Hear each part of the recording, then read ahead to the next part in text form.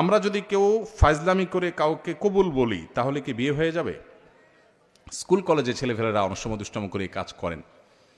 দেখুন, ফালাফুন জিদ্দুহুন্না জিদ্দুন ওয়াহাজলুহুন্না জিদ্দুন, নবী সাল্লাল্লাহু আলাইহি ওয়াসাল্লাম বলেছেন তিনটা কাজ হাসতে হাসতে করলে যা হবে সিরিয়াসলি করলেও তা হবে।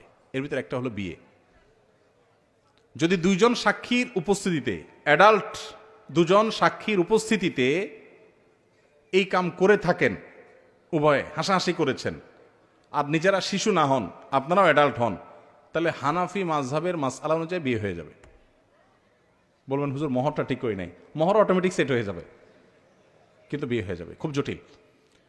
এখন অনেক সময় আমরা ফাজলামি করি, এখন কেউ নাটক সিনেমাতে অভিনয় করার জন্য করছে, সেটাও যদি দুজন সাক্ষীর সামনে করে, ওই ব্যাকল জানে না, যদি আবিয়াত্ত হয়ে থাকে বিয়ে হয়ে যাবে, আর যদি বিবাহিত হয় তাহলে তার কোনো উপায় নেই।